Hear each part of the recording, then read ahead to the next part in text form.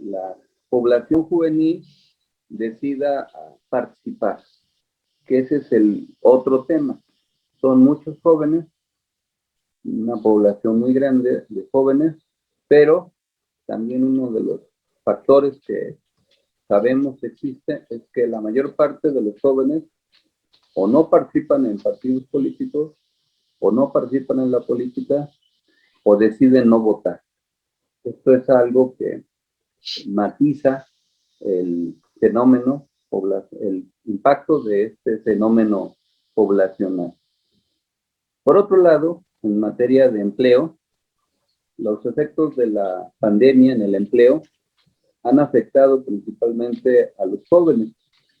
Según datos oficiales del INSS, del Instituto Mexicano del Seguro Social, entre marzo y diciembre del año pasado, 440,000 jóvenes de entre 15 a 29 años perdieron su empleo formal y no han logrado o no lograron recuperarlo. La Encuesta Nacional de Ocupación y Empleo, en su primer trimestre del 2021, estima una tasa de desocupación del 7% en la población joven, 4 puntos porcentuales más alta que la tasa de desocupación para el conjunto de la población mayor de 29 años. De los 1.200.000 personas de 15 a 29 años desocupadas, 81% cuentan con experiencia laboral, pero sus expectativas no son muy optimistas, y este es otro fenómeno que hay que considerar, que tiene que ver con las restricciones del mercado laboral, con la precarización del trabajo que afecta a muchos jóvenes y con la virtualización también del trabajo, que en la época de la pandemia ha hecho que muchos jóvenes no tengan una relación formal laboral porque trabajan en su casa, del llamado home office, hacen tareas de diverso tipo y se les paga prácticamente por algún trabajo que realicen. Eso les facilita a los empleadores pues ahorrarse prestaciones y diversos gastos que en otras circunstancias sería muy difícil que pudieran evadir. En materia educativa, más de la mitad de los jóvenes, 54% entre 15 y 24 años, y eso es algo muy preocupante, están fuera del sistema educativo.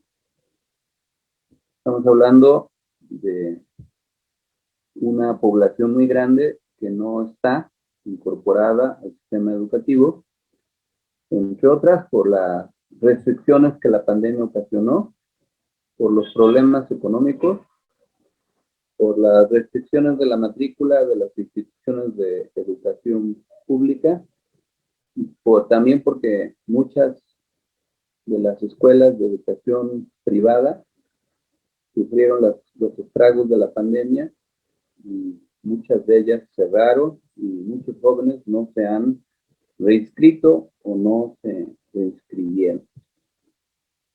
Hay 11 millones de adolescentes y jóvenes en rezago escolar, sin concluir el ciclo medio educativo, es decir, el bachillerato. Uno de los efectos de la pandemia es que disminuyó la eficiencia terminal del sistema educativo nacional, es decir, la eficiencia que habla de que los jóvenes concluyan sus estudios en el plazo predeterminado para ellos, o bien que hubiera deserción escolar, como sucedió con la pandemia, y que muchos jóvenes no se hayan reintegrado a las actividades educativas. Ya veremos, ojalá que pronto la pandemia concluya, que se regrese al sistema presencial y que se pueda reinsertar a muchos jóvenes en el sistema educativo nacional, pero la situación pues hasta ahora no es muy optimista. Y esto a su vez pues, tiene que ver con otros factores que influyen en la situación delincuencial, porque como es sabido, han crecido las adicciones a las sustancias prohibidas para el consumo, las drogas, y esto ha hecho que también crezcan los círculos criminógenos y la delincuencia. Es sabido que una buena parte de los núcleos delincuenciales se nutren de jóvenes para sus actividades delictivas y que una buena parte de los que mueren ejecutados por otros mismos grupos delictivos también son jóvenes. Hay una tragedia de que jóvenes sicarios ejecutan a otros jóvenes. Y este ciclo tiene mucho que ver con las dificultades para mantenerse en el sistema educativo y para emplearse con expectativas de ascenso o de movilidad social. Esta situación ha hecho que haya también algunos factores adicionales, que es el problema de la depresión juvenil y que crezca el número de jóvenes que atentan contra su vida, no en pocas ocasiones con éxito, de diversos estratos sociales. No estamos hablando solamente de los sectores menos favorecidos o más empobrecidos, sino de diversos grupos o estratos sociales. En lo que se refiere al sistema electoral, en México, según lo que han hecho diversos estudios de opinión, un 77% de los jóvenes participantes expresa algún grado de satisfacción con la democracia, pero solo algún grado, aunque solo un 45% afirma que la democracia es preferible a cualquier otra forma de gobierno, y un 10.4% considera que en algunas circunstancias un gobierno no democrático podría ser mejor. Es decir, hay un sector de la población de juvenil que no valora 10% los avances democráticos y que pudiera estar optando por posiciones antidemocráticas o autoritarias, y que los modelos de ultraderecha pudieran estarse nutriendo de este tipo de población. En algunos países sí se ha notado como el crecimiento de la ultraderecha en diversas regiones, incluido nuestro continente. Por ejemplo, es el caso de Brasil, se nutrió de una buena cantidad de jóvenes decepcionados del sistema político vigente y de las diversas normas del sistema político. Esta es una situación que, aunado a la despolitización, a la apatía, no genera visiones optimistas, porque además hay otro 5.1% que dice que da lo mismo un régimen democrático que uno no democrático. Y por eso en algunos lugares el repudio es a la política y a toda la clase política en su conjunto. Por eso también entre jóvenes, y eso se ha visto en las insurgencias cívicas más recientes en nuestro continente, la consigna de que se vayan todos ha permeado, porque hay una desesperanza y un profundo escepticismo y una crisis de credibilidad en los representantes o en el sistema político tradicional. Una buena parte de las movilizaciones en Chile, en Colombia, principalmente del año 2019-2020 fue de jóvenes. El caso de Chile es ilustrativo y todos los efectos que ha venido teniendo en el nuevo programa constituyente. Al respecto, la nueva constitución se resalta como ganaron asientos en el Congreso Constituyente para redactar la nueva Carta Magna en Chile, estructuras políticos partidarias que no tenían mayor presencia en las elecciones precedentes y que tuvieron éxito en las circunstancias nuevas y que una buena parte de los postulados sean jóvenes. Hay una emergente nueva clase política juvenil que disputa a la clase política tradicional. En el caso chileno se evidencia, pero eso está sucediendo también en otros ámbitos. Sí hay esa desesperanza y por eso también hay un proceso de renovación generacional. Y se han venido, por otra parte, diluyendo las geometrías políticas. La agenda política tradicional que divide al mundo entre la izquierda y la derecha tiende a tener cada vez más tenues fronteras y se observa cómo lo que moviliza a los jóvenes no son las utopías que nos movilizaron a muchos de nosotros cuando éramos jóvenes, sino aspiraciones programáticas de otro tipo, como el movimiento animalista, que tiene entre los jóvenes una gran simpatía, o los movimientos feministas, que también son muy antiautoritarios. Y eso también se refleja en la crisis del modelo económico que excluyó del beneficios de la política del bienestar a una buena cantidad de jóvenes. Recuérdense que la insurrección en Chile, la insurgencia cívica empezó por una enésima alza a las tarifas del metro. Eso fue el detonante. Después de muchas restricciones que hubo para los jóvenes y muchas limitaciones para acceder al sistema educativo, en Chile pues prácticamente está privatizado casi el 100% y otras, detonaron una inconformidad juvenil que se volvió política y anti-autoritaria. La mayoría de mujeres y hombres jóvenes que participan, que son menos de la mitad del total,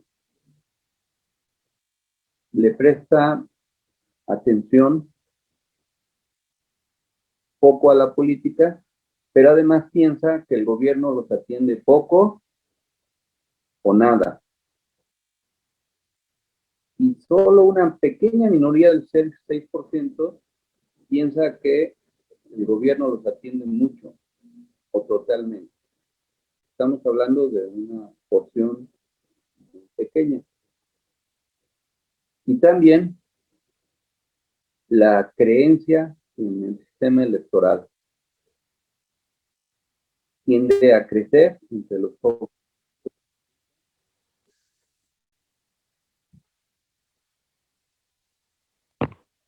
Perdón, se introdujo una llamada aquí, perdón. Muchos piensan que su voto no es útil. ¿Qué hacer entonces en política y en educación, en políticas públicas? Pues y también en lo que se refiere a la lucha política. Hay que pensar en la política, en una política hacia el siglo XXI que tome en cuenta las redes sociales. Una buena parte de los jóvenes tienen acceso a las llamadas tecnologías de la información. 91.8% de las personas entre 15 y 29 años dispone de un teléfono celular. El 40.3% usa computadora portátil, laptop, notebook o la que sea, y 32% emplea computadora de escritorio, lo que muestra la alta proporción de jóvenes que continúan sin poder acceder a equipos de cómputo ni a conexión a internet, pero que sí se comunican a través de las demás aplicaciones de WhatsApp, de Twitter, de Instagram y otras. La influencia que las redes sociales tienen en la política, como sabemos, es creciente. Esa influencia es mayor entre los niños y entre los jóvenes. Y eso ha hecho que crezca más la información, pero también la desinformación de las llamadas fake news, de las noticias no confirmadas, y también de campañas basadas en los algoritmos para influir problemas o en procesos sociales. La pandemia reforzó esto, la digitalización de la educación virtual y las plataformas de comunicación que se volvieron más influyentes, pues desde luego que hicieron en los jóvenes un crecimiento mayor. Actualmente es impensable hacer política de cualquier tipo, y mucho menos electoral, sin tomar en cuenta la variable de las redes sociales y el impacto que tienen. Cualquier personaje de la edad que sea que pretenda adquirir cierta relevancia política tiene que tomar en cuenta esos factores. Y cualquier gobierno que desee trascender o influir también lo tiene que hacer. Y el sistema educativo en general y en particular el mexicano pues debe valorar la importancia que tiene o que ha tenido o que está teniendo esta forma de educación virtual. Sin demérito de la calidad de la educación, no estaría mal discutir acerca de que lo que la pandemia trajo en algunas cosas se quede, como sea, como puede ser este tipo de comunicación virtual y muchas clases, muchos sistemas de educación en coordinación con los gobiernos. Desde luego que hay carreras, profesiones que no permiten que la virtualización sea tan difundida como la medicina, etc. Pero hay otras de diversos contenido social, por ejemplo, como puede ser las ciencias políticas, incluso el derecho y otros, que pueden tener un boom de incorporación a jóvenes a través de las plataformas y de la educación virtual. Y que esto combata la imposibilidad de que muchos jóvenes tengan posibilidades de estudiar. También el acceso gratuito a Internet como un derecho y puede fortalecer la democracia. Sabemos que en las sociedades cerradas el Internet se restringe, se controla. Un avance democrático en nuestro país sería volverlo un derecho cada vez más extendido, que genere efectos irreversibles en la conducta política, sin tener temor a que los jóvenes aprendan a comunicarse. Hay un temor de la clase política tradicional de que los jóvenes puedan horizontalmente trascender a partir de estos derechos plenos, pero puede ser también una posibilidad de desarrollo para diversos tipos. Pero claro que se tiene que ver la problemática de la pobreza, porque en México hay 16.1 millones de jóvenes que viven en condiciones de pobreza y otros 18.4 millones se encuentran por debajo de la línea de pobreza por ingresos, según los datos del 2020 del INEGI. Los programas de becas, de nuevas instituciones educativas han mitigado esto, pero marginalmente no han logrado revertir este fenómeno y entre otras cosas pues tiene que ver con el sistema de salud, que esa es otra variante. 30% de los jóvenes, estamos hablando de más de 9 millones de personas, no cuentan con acceso a la salud. Según datos de la Organización para la Cooperación y el Desarrollo Económico, la OCDE del 2020, México tiene una tasa de fecundidad de 77 nacimientos por cada 1,000 adolescentes de 15 a 19 años de edad. Asimismo, en México, el 3% de las y los adolescentes inician su vida sexual entre los 12 y 19 años.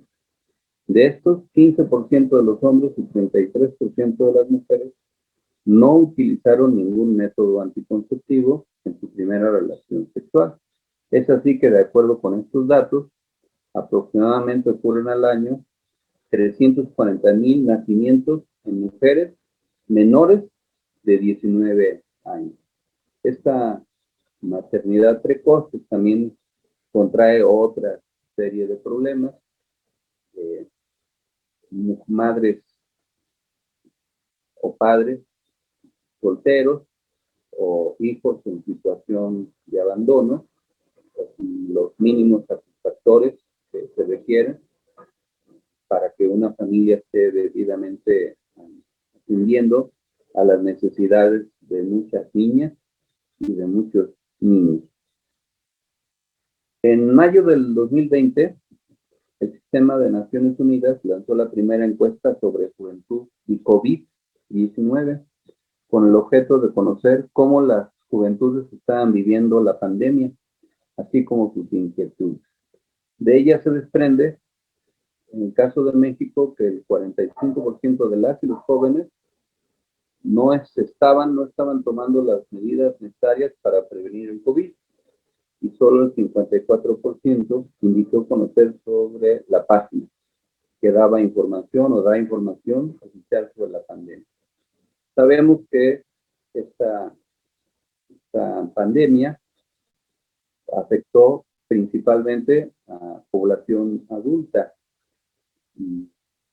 que los jóvenes tenían más posibilidades de defenderse gracias a su sistema inmunológico. Sin embargo, eso no quiere decir que no haya habido efectos. Todavía está por medirse todo lo que la pandemia está ocasionando y los efectos psicológicos. Si tomamos como válida la cifra del sistema de salud mexicano, pues cuando menos 300,000 personas fallecieron por el COVID.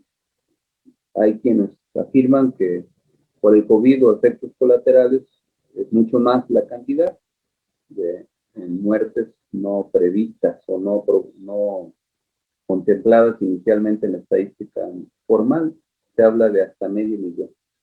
Pero los efectos psicológicos que está teniendo y va a tener en el mediano plazo este asunto van a ser muy grandes.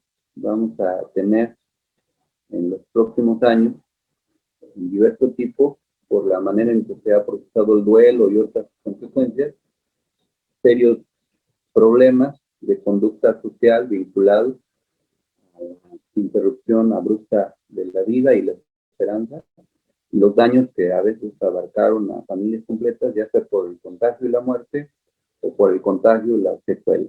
Este es un factor que no se puede despreciar hacia el futuro, porque si bien los jóvenes no fueron el principal sector o no están siendo el principal sector de la población que está siendo afectada, no quiere decir que no haya daños psicológicos, por ejemplo, por el casi año y medio o poco más de año y medio de confinamiento y de la ausencia de la socialización. Esto también pues, afectó, por ejemplo, a los niños en edad preescolar, de 2 a 4 años, que prácticamente no socializaron durante año y medio con otros menores y que les pudo haber afectado significativamente. Claro que no son daños irreversibles, pero sí son efectos que se pueden revisar. Uno de los problemas que puede haber entre los menores y los jóvenes es la adicción a las pantallas, por el efecto lúdico que las pantallas tienen y por los disparos de endorfinas y otros factores que tienen que ver con la satisfacción que se encuentran al conectarse cotidianamente con las pantallas. La cantidad de horas que muchos niños o jóvenes pasan frente a las pantallas tiende a crecer y eso también tiene otras consecuencias. En lo que se refiere a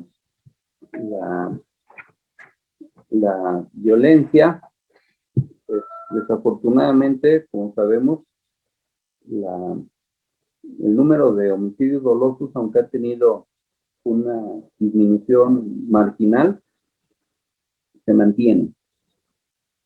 Y dentro de ellos, la cantidad de jóvenes que son o están siendo asesinados creció. Es decir, no estamos hablando de que el número de víctimas del crimen organizado está afectando a adultos, sino está afectando principalmente a jóvenes. Y esto es en algunas regiones, como es el caso de Sinaloa, de Michoacán, de Guerrero, de algunas regiones de Morelos, regiones de Veracruz, por poner algunos casos, genera todo un efecto sociológico y cultural que también está teniendo impactos distintos. La posibilidad de una transformación significativa en la vida de los jóvenes depende de un enfoque mucho más novedoso, más creativo en este ámbito y de una atención presupuestal todavía mayor a sus necesidades y a sus requerimientos. Quizás la agenda de la década que viene, por las crisis políticas que se detonen o por convicción gubernamental, tenga que estar dirigida principalmente a los jóvenes. Yo pienso que eso va a suceder si los dirigentes políticos no adquieren conciencia de ello. La testaruda realidad nos va a obligar a hacerlo, porque yo estimo que se está incubando en el México actual una inconformidad, sobre todo en sectores urbanos, en contra de la clase política y del status quo. Una buena parte de eso se reflejó en las elecciones más recientes del pasado 6 de junio, en donde observamos cómo no es solo de clase media, sino también de sectores populares, hubo una participación electoral insólita en colonias que tradicionalmente tenían un nivel de abstencionismo muy elevado. La participación se elevó hasta el 70%, 75%, cuando la participación promedio en estos lugares era del 35, 40, ya en un caso extremo 45%. Y eso reflejó virajes en la preferencia electoral. Por ejemplo, aquí en la Ciudad de México, pues esto se reflejó en varias alcaldías, en Álvaro Obregón, en Azcapotzalco, en Juárez, en la Cuauhtémoc, en Coyoacán, en Coajimalpa, en la Magdalena Contreras, en Miguel Hidalgo, en Tlalpan. Si lo revisamos por colonias, pues se observa claramente, por ejemplo, en unas colonias de clase media, esto se reflejó. más nítidamente. Pero no es un asunto solo privativo de la Ciudad de México. Lo observamos en Sonora, donde aunque Morena ganó la gubernatura, dejó de gobernar Hermosillo, o en el occidente, en el poniente del Estado de México, donde pues muchos gobiernos municipales que antes eran progresistas dejaron de serlo por estos virajes electorales, o en Michoacán, donde bien ganó Morena la gubernatura, perdió Morelia. Esta emergencia urbana puede fortalecerse, porque además muchos jóvenes no conocieron los gobiernos, conscientemente los gobiernos de la docena panista, cuando gobernaron Fox y Calderón, y mucho menos, aunque vivieron o conocieron del gobierno de Peña Nieto, pero no conocieron la época en que el PRI gobernó durante muchos años. Esto hace que haya una valoración distinta.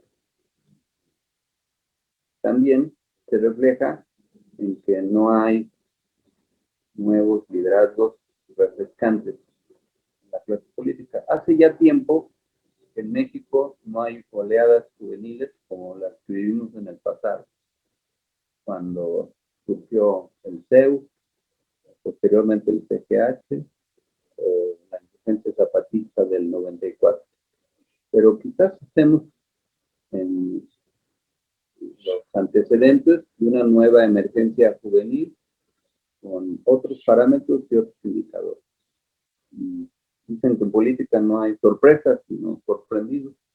Y bien haríamos en estar atentos a un fenómeno como este, que no es seguro que esté presente, pero hay indicadores que pueden hacer que esto suceda. Ya veremos en los próximos años si esto se confirma o no, pero por lo que hemos visto en muchos países, pues México no está exento de que algo así pudiera presentarse con resultados impredecibles.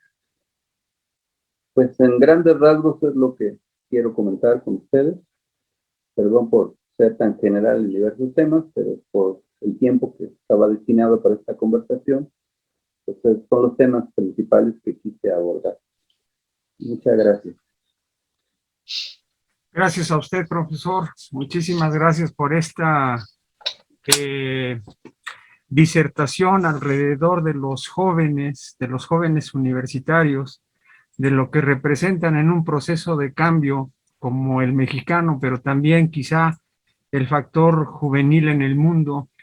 Vale la pena apuntar, por ejemplo, que en muchas partes del mundo desarrollado, los jóvenes son el factor demográfico escaso y hay una disputa mundial por los talentos. Sin embargo, México presenta una problemática particularmente compleja alrededor de los jóvenes, porque aquí nuestra pirámide poblacional sigue mostrando que somos un país esencialmente joven. Hay una presión muy fuerte en los servicios educativos y hay una presión todavía más fuerte en el mercado laboral, de tal suerte que si nos vamos a la cifra que maneja Banco Mundial, en el sentido de que México debería de estar creciendo, no de ahorita, de las últimas 3 décadas hacia acá o un poco más, al 6-7% como promedio anual del PIB, para dar acomodo al 1.3 jóvenes que alcanzan la edad productiva. Entonces tenemos una presión muy fuerte. Yo coincido plenamente con esta hipótesis de trabajo en el sentido de que podría estarse incubando algo muy complicado, una presión muy fuerte alrededor de los jóvenes. Tenemos el fenómeno de las mujeres, que me parece que ahí está latente. Es un fenómeno en muchos sentidos irresoluble, en una estructura dominada todavía por el patriarcado en más de un sentido. Entonces, se agrega a todo esto el factor de los jóvenes y me parece que el cóctel es lo suficientemente sensible para llamar la atención de los tomadores de decisiones políticas y económicas del país. Está sobre la mesa el tema, los temas que aquí nos ha compartido el profesor Bejarano, y si ustedes me lo permiten, me gustaría que nos comentara su punto de vista el doctor Bernardo Antonio Muñoz Riverol, brevemente, para después dar oportunidad a las y los jóvenes que amablemente están conectados. Doctor Riverol, tiene usted la palabra.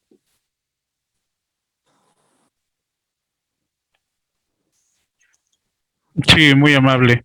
¿Se escucha? Sí, perfectamente. Muy bien. Pues, buenas tardes. Es, sobre este diagnóstico, yo le llamaría así, este diagnóstico sobre los jóvenes y todas estas dificultades que se han sumado a partir de la pandemia, pues todavía nos presentan un perfil muy vulnerable, y aquí utilizo el concepto de un colega argentino,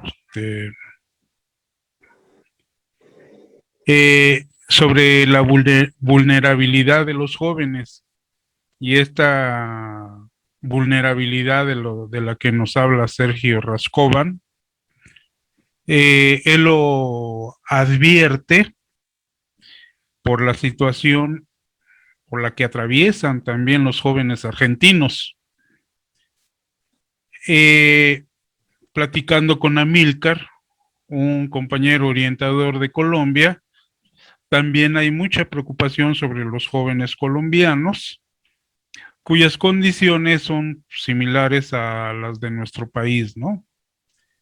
Acaba de publicarse no hace mucho tiempo, fue en este año, un libro muy interesante sobre la situación en la que viven los jóvenes y las oportunidades que tienen estos jóvenes en una etapa tan difícil.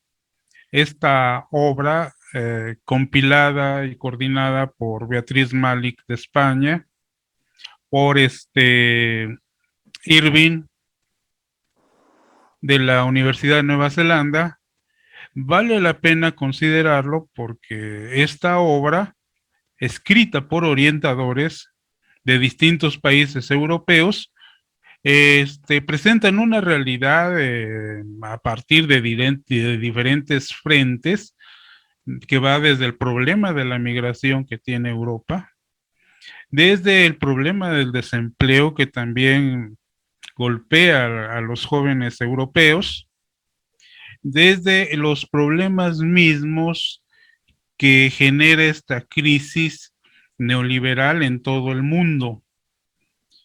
Entonces, como que el contexto que tenemos acerca de la situación y el porvenir y el llamado progreso indefinido de los jóvenes, no solamente es un problema nacional, sino que es un problema mundial. Y claro, esto no representa ningún consuelo, pero sí nos da pautas para uno, no pensar que esto se debe al, a la cuarta transformación, que esto no es nuevo, sino que viene todo un proceso verdaderamente complejo en donde las políticas económicas realmente han ido sedimentando una situación que ahorita estamos viendo una de sus caras más críticas. Las perspectivas precisamente no son muy optimistas porque estamos viviendo algo que todavía se nos hacía lejano, vivir un hecho como sociedad, como la que sufrió de manera con muchos embates la sociedad venezolana. Pero ojo, no hablo de que nuestra economía se parezca a Venezuela o que estemos en la situación del país de Evo, No, estamos viviendo y ahorita estamos comprendiendo cómo la derecha y la ultraderecha utilizan los medios para estar golpeando con un sentido, le han llamado golpe blando, pero sí con un sentido de derrocamiento, ¿no?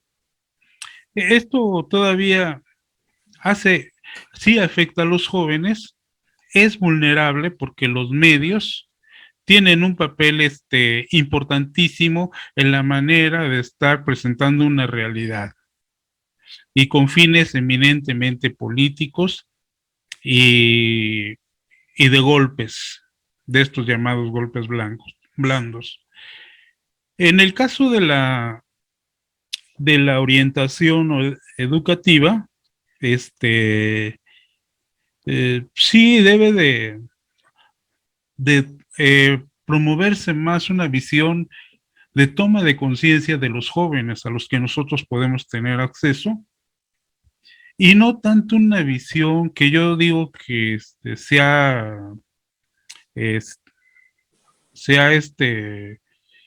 abusado de ella, que es una visión meramente asistencialista en el sentido de cubrir, de proteger a los jóvenes, en lugar de involucrarlos en una reflexión social, política, histórica de lo que está pasando en el país. Y sobre todo ahora, con el problema de la pandemia y en el ámbito de la orientación educativa, como que se predomina más esta visión asistencialista, ¿no? De hacerle sentir más su vulnerabilidad, pero no con alternativas de movilización, de organización, de también pasar a otro nivel de enfrentamiento, porque también ellos pueden enfrentar este tipo de situaciones. Pues es todo lo que yo podría aportar en estos momentos, tratando de ser breves, pues para saber la opinión de los demás. Gracias. Gracias, doctor Riverol. Ahora, si nos los permite, profesor Bejarano, le doy la palabra a don Adrián Alfredo Atilano Hernández y después pasaríamos con sus comentarios, profesor. Don Adrián fue en su momento líder juvenil, tiene una historia muy marcada alrededor del movimiento de los jóvenes de otra época y yo creo que bien puede comentar algo del maestro Adrián Atilano. Adelante, Adrián.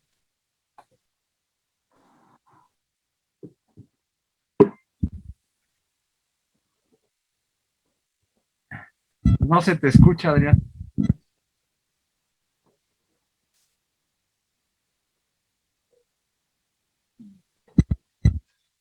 Ok, regresamos contigo, Adrián. Profesor, ¿tiene algún comentario alrededor de lo comentado por el doctor Riverol?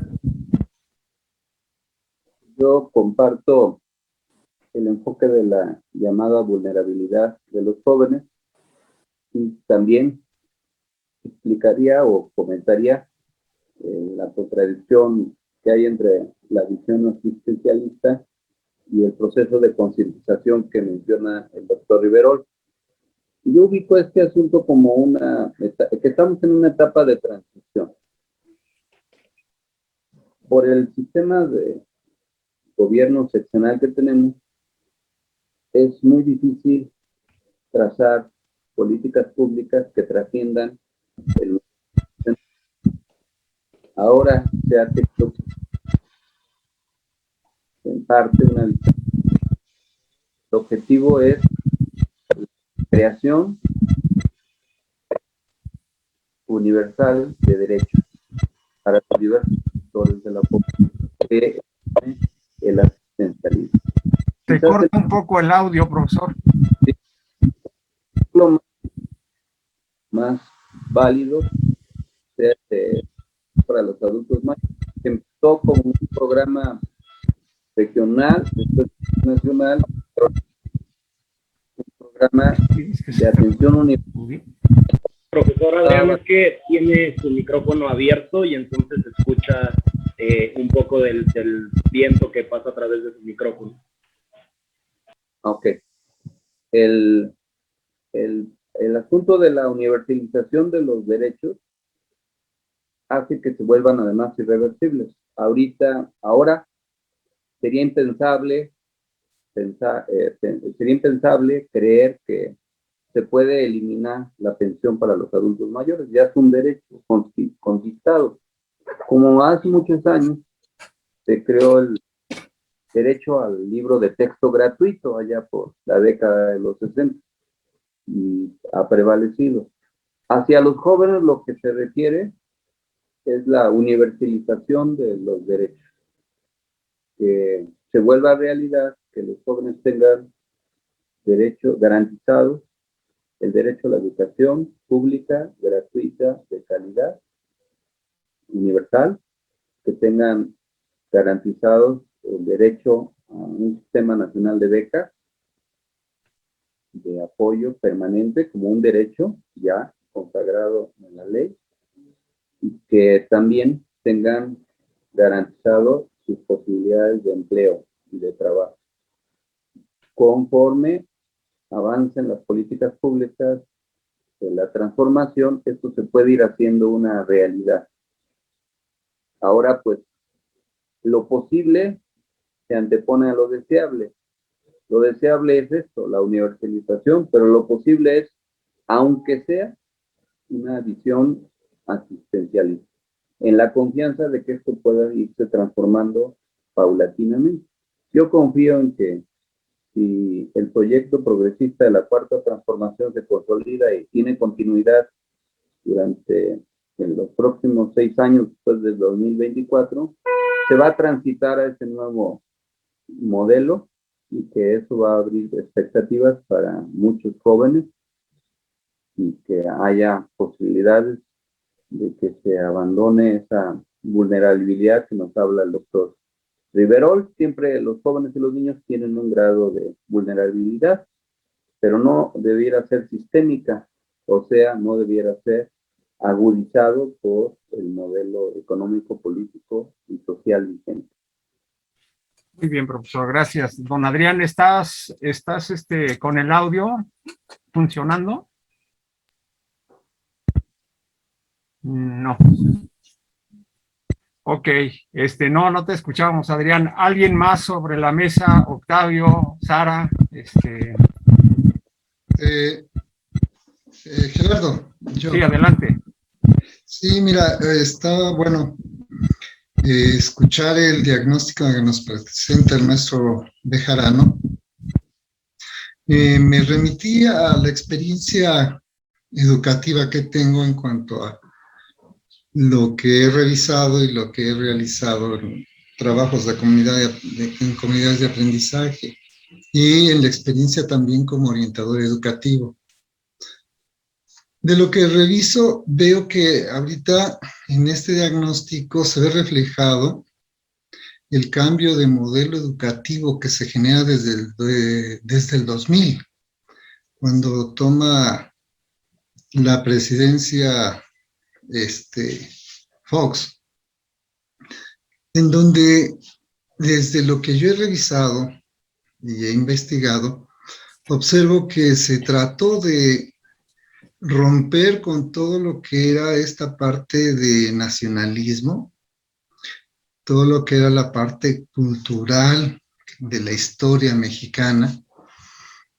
Y durante todo ese periodo, ya con el seguimiento del modelo basado en competencias en la educación, se desarrolla esta parte del eficientismo, del logro de competencias, del individualismo, y que obviamente en la estructura educativa en México no da oportunidad a que todos los jóvenes accedan a la educación, en virtud de que, bueno, los exámenes de admisión, tanto desde nivel secundaria como nivel bachillerato, a través del examen único, en donde en teoría se respetaba que todos tenían derecho a la educación, mas sin embargo, entre comillas, se seleccionaba a los mejores y los que tenían menores puntajes pues los mandaban a escuelas que quedaban del otro lado de la ciudad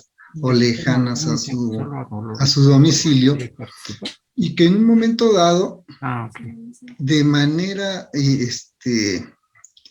¿cómo decirlo?, subliminal, interiorizaban en los jóvenes esa idea de incapacidad, esa idea de no poder tener las posibilidades de desarrollarse, más aparejado a la política pública que desarrollaban este régimen neoliberalista. Obviamente la desesperanza en los jóvenes, la falta de espacios de expresión, el no tener acceso a la educación, y los que tenían acceso a la educación estaban siendo formados en un modelo de competencia en donde desde mi punto de vista perdían hasta la identidad misma, y con el sueño de la globalización, con el sueño que muchos de los orientadores también pensábamos que a través de este proceso de globalización nos íbamos a llevar al trabajo internacional, a llevarlos a que se desarrollaran en otros países y demás. Vemos que no, o sea, como que fue una fantasía, y como que bajo ese modelo educativo se generó nada más una pequeña clase que sí tenía acceso a todo esto, pero la gran mayoría de los jóvenes no. Y hasta se llegó al grado de generar ese concepto de ninis, ¿no?, que ni estudiaban ni trabajaban, pero sin asumir la responsabilidad gubernamental que correspondía, el no generar los espacios educativos y los espacios laborales y de expresión para los jóvenes. Ahorita tenemos las consecuencias, y estoy de acuerdo con lo que mencionaba el maestro Bejarano, en función de que ahorita estamos en un periodo de transición, que los que nos movemos en el ámbito educativo, los que desarrollamos esta parte de la orientación educativa, estamos en la oportunidad, considero yo, de poder ser participantes activos en esta transición como orientadores educativos, cambiando ese enfoque de eficientismo en los jóvenes, sino más bien en el rescatar muchos de los valores que se han perdido, tanto nacionales como valores personales, como valores familiares, como valores de la misma sociedad, ¿no?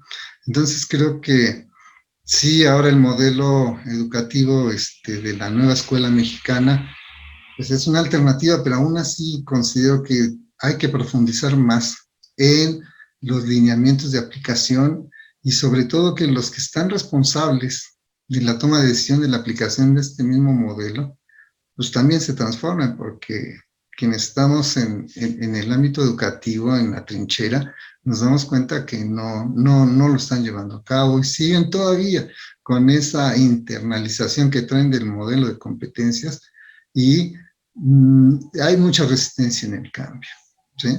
Y obviamente los jóvenes tenemos que ir cambiando, tenemos que ir formando jóvenes diferentes a los que se formaron durante estos, que serán 17, 18 años atrás. Gracias. Gracias, doctor. Damos entrada al comentario de Hilda y regresamos con el profesor Bejarano, si nos lo permite. Adelante, Hilda.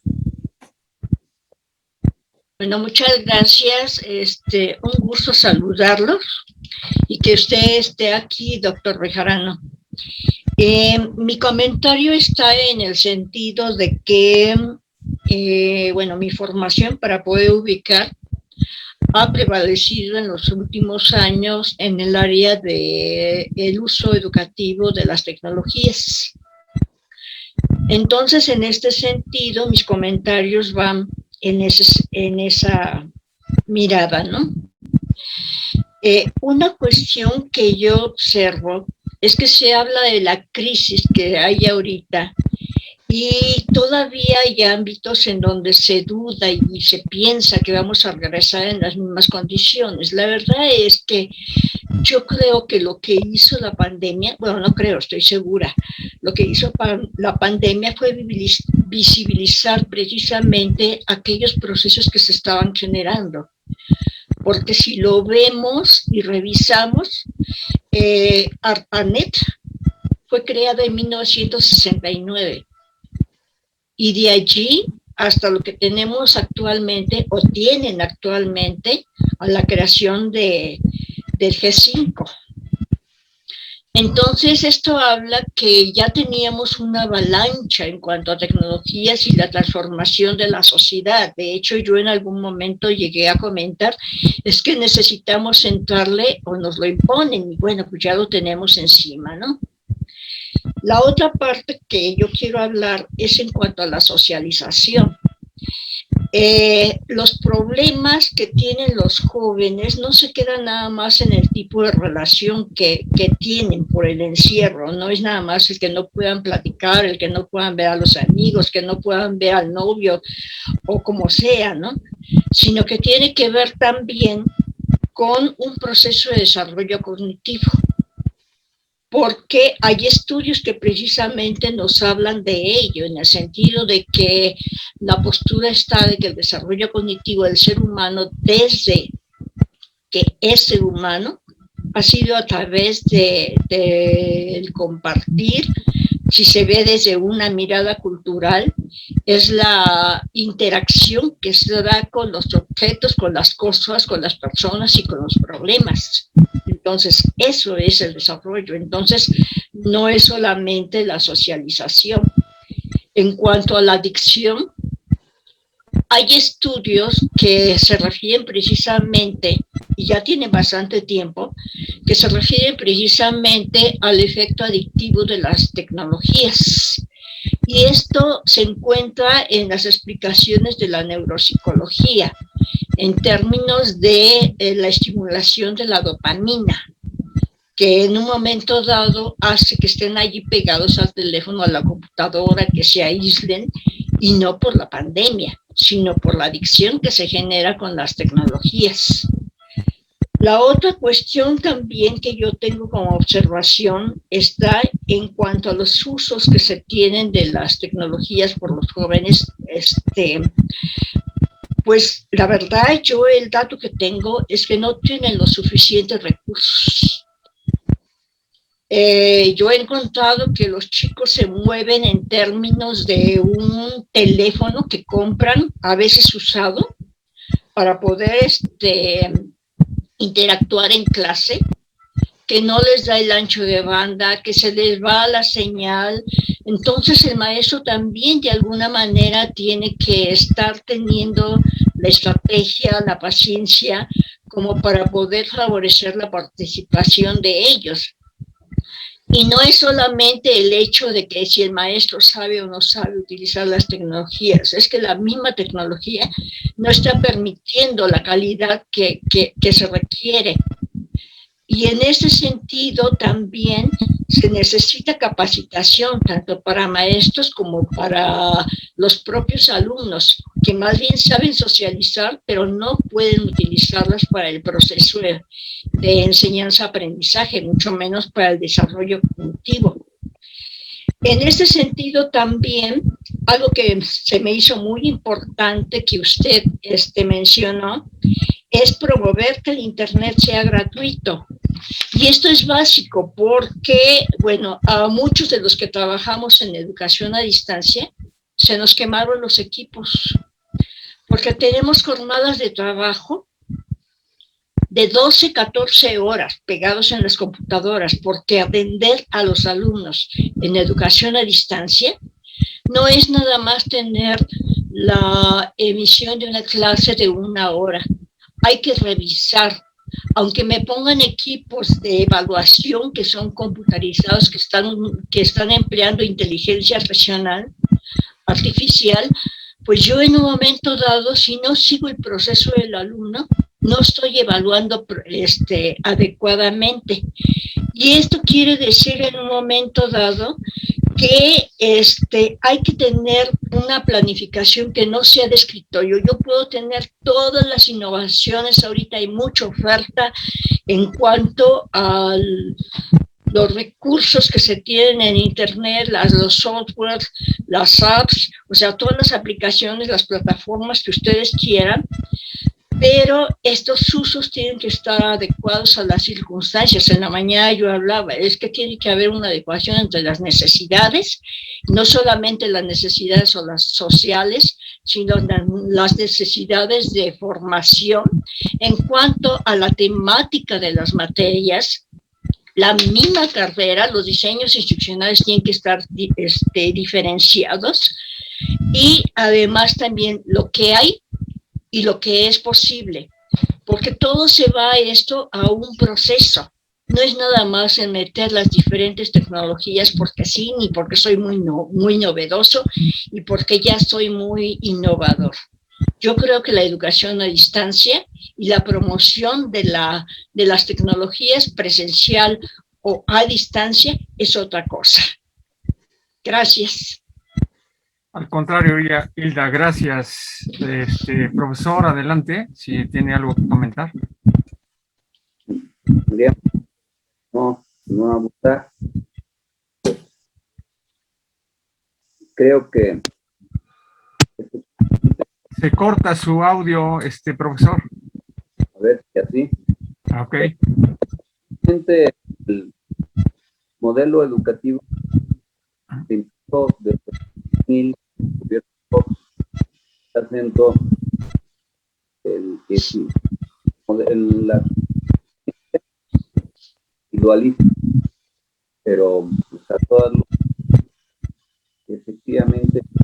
¿No tiene conectado algo a su computador? Porque se sigue cortando el audio, profesor. Lo que pasa es que el profesor Adrián también tiene prendido su micrófono, por eso se interfiere mucho. Ah, ok. Ya cerrando. Adelante. Entonces les decía yo que el modelo eficientista que se impuso efectivamente tuvo esas secuelas o esas consecuencias. Estamos hablando de muchos sexenios donde predominó un modelo y llevamos la mitad de un sexenio donde se está impulsando un cambio, una modificación significativa. Todo esto va a llevar más tiempo, pero es necesario que se profundice. Y no puedo más que estar de acuerdo con lo que mencionó la maestra Hilda del uso educativo de las tecnologías y la visibilización que la pandemia hizo en el tema y efectivamente en el llamado desarrollo cognitivo y la manera como afecta a las personas.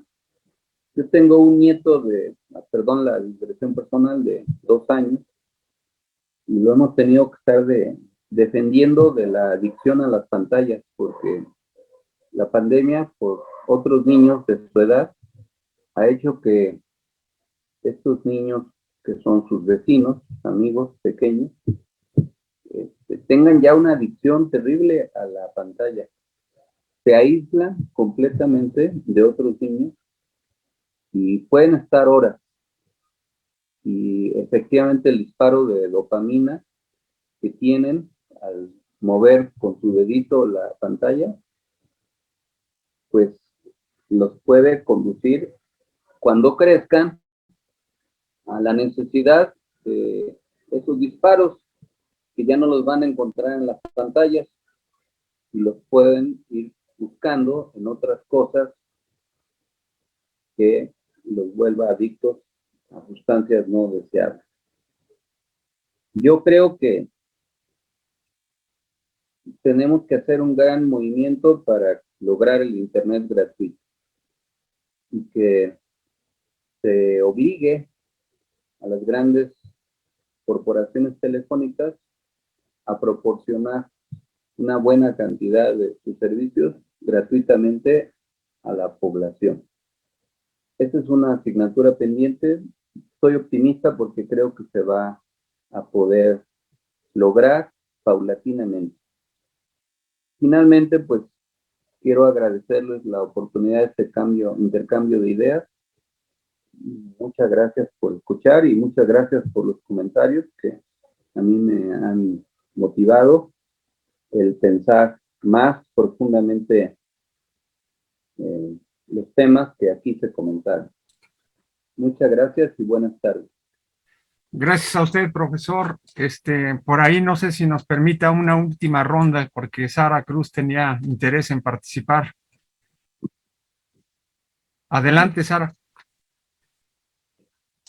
Gracias. En realidad no sé si sea pertinente, porque a lo mejor regreso la discusión. Estaba yo tomando mis notas y pues me pregunto, ¿qué futuro se puede ofrecer a los jóvenes con los datos que nos comparte el profesor Bejarano, con lo que nos toca vivir como orientadores con los jóvenes, quienes tenemos hijos jóvenes? ¿Cuál es el escenario? En realidad, ¿qué futuro se puede ofrecer a todos esos grandes sectores de jóvenes que él clasificó, a los niños que en poco tiempo van a ser jóvenes? Yo creo que pues nunca han sido un sector relevante para los gobiernos pasados, y creo que el presente está dejando mucho que desear. Hoy independizarse de casa es impensable, ¿no? Están allí los jóvenes de 30 años y más en casa, encontrar trabajo, en fin, hay ya no existe esa frontera que vimos otros jóvenes del pasado entre lo que era ser joven y entrar a la madurez, ¿no? Esa posibilidad de independizarte y tener hijos.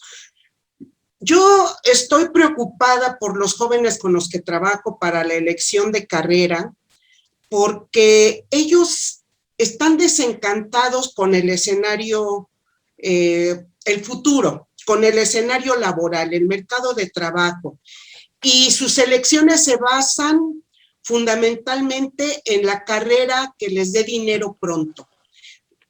Y bien trabajamos, como dice Bernardo, el cuestionar, el reflexionar, pasar por un proceso más analítico de la necesidad de que ellos se involucren en procesos de cambio, pero pues dicen no. Además, ellos mismos saben que el no estudiar o el tener hasta doctorado no es una garantía de tener un espacio laboral seguro.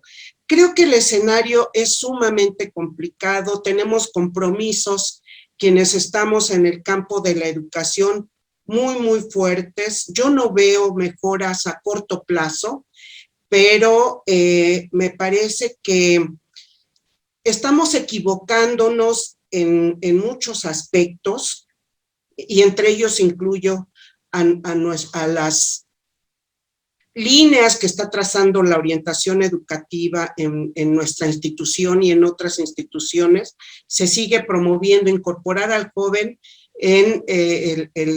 con intereses, aptitudes y a ese trabajo que idealmente le espera. Ese escenario no existe. Muchos de los jóvenes con los que estoy trabajando en diálogos que establecemos del futuro dicen, no aspiro ni a tener hijos, ¿sí? Estas generaciones están marcadas por la desesperanza, por el olvido, y me parece que es un escenario muy fuerte y tenemos que discutir y revisar, y el escenario que nos plantea el profesor Bejarano es contar con más elementos para pues definir escenarios desde nuestro campo profesional para promover estas participaciones, esto que hoy se ha llamado ciudadanía, porque también sabemos que los movimientos estudiantiles es porque llegó un límite, y creo que los jóvenes con tanto desencanto están llegando a él. Muchas gracias, Gerardo, y gracias al profesor Bejarano. Gracias, Sara. La última participación, Octavio, y cerramos con el profesor Bejarano, si nos lo permite. Octavio, adelante. Gracias, doctor. Gracias, profesor Bejarano, por sus contribuciones. Voy a obviar un poco en la parte del análisis del contexto, porque me gustaría rescatar su punto de vista, profesor, respecto de un planteamiento que quiero hacer, el cual se basará en dos hilos conductores. El primero, respecto de su trayectoria como académico, en la cual también estuve involucrado en asuntos como de la vida sindical, como en el Situán, de 1979 a 1981, así como de la plática y de las reflexiones que usted compartió sobre el impulso de las juventudes y el desarrollo democrático. Respecto de esta situación, quisiera poner a manera de ejemplo un asunto que pasa aquí en la universidad, ¿no? Y tiene que ver con su sindicato en el Estunam, donde existe un dirigente que tiene más de 35 años al frente de esta organización. A efecto de evitar este tipo de prácticas, sin juzgar lo bueno o malo que sea, en países de Asia, a principios del milenio, y posteriormente lo retomó mucho Europa, se fue realizando como normativa laboral que posterior a los 60 años ya no existían como oportunidad de ocupar ciertos lugares o ciertos puestos, no por la edad, sino con el propósito o con la premisa de ya tuviste tu oportunidad, ¿no? Hay que dar oportunidad a un relevo generacional. Al respecto, profesor, yo quisiera comentar yo quisiera plantearle un par de aspectos. El primero de estos es, ¿qué opinión tiene usted respecto de estos dirigentes, o sobre de esta cultura que se tiene de no soltar el hueso, por así decirlo, ¿no?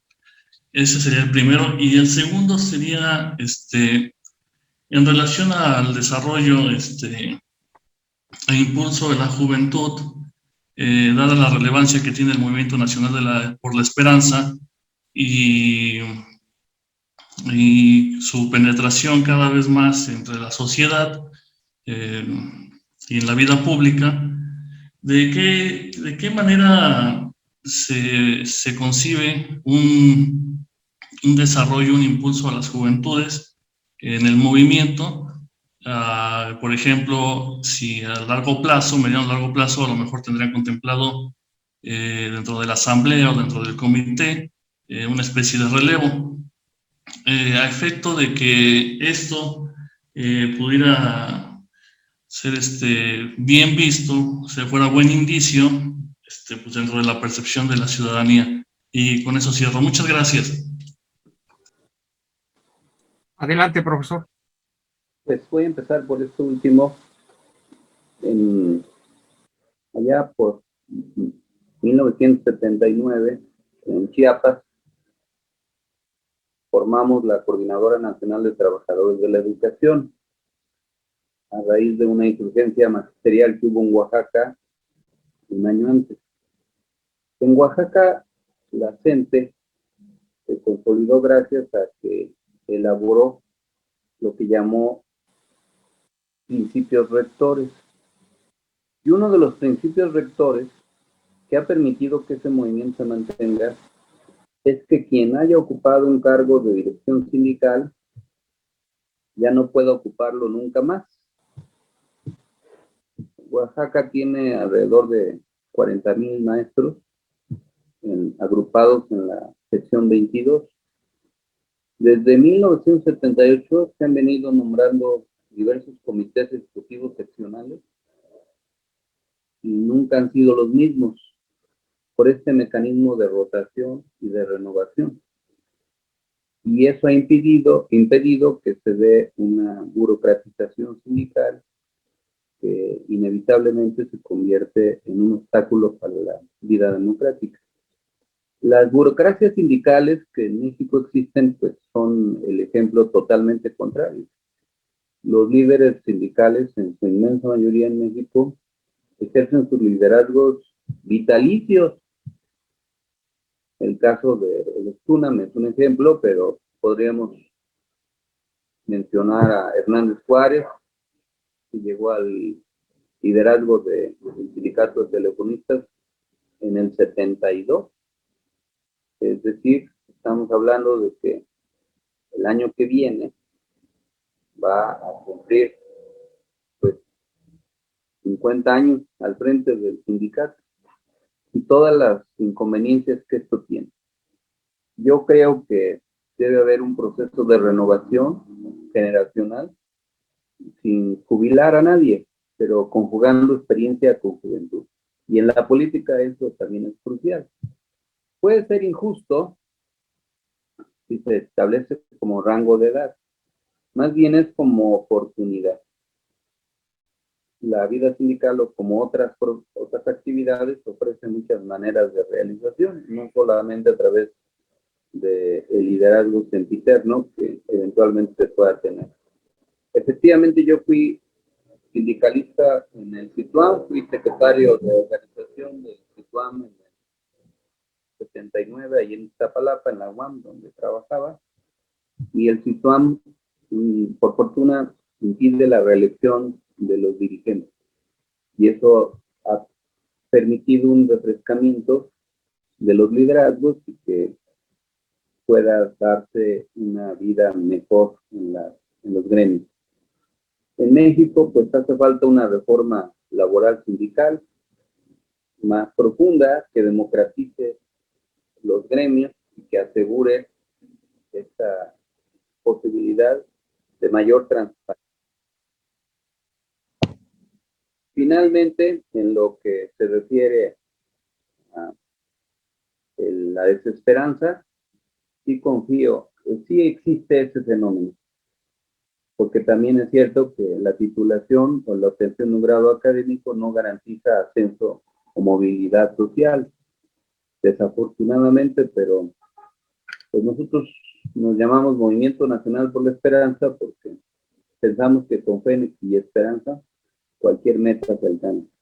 Y creemos que hacia el futuro las posibilidades para los jóvenes van a ser mejores, aunque va a llevar su tiempo.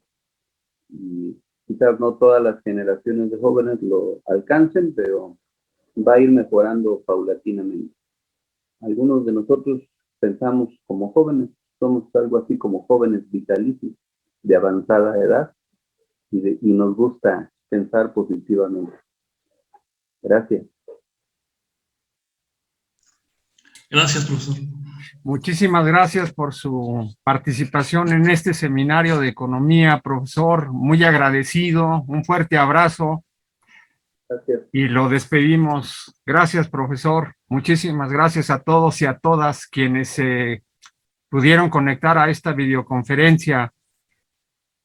Siendo las 6:25, doy por concluida esta sesión del Seminario Permanente de Economía, con mi agradecimiento puntual al profesor René Bejarano y a todos y a todas quienes se conectaron a la misma.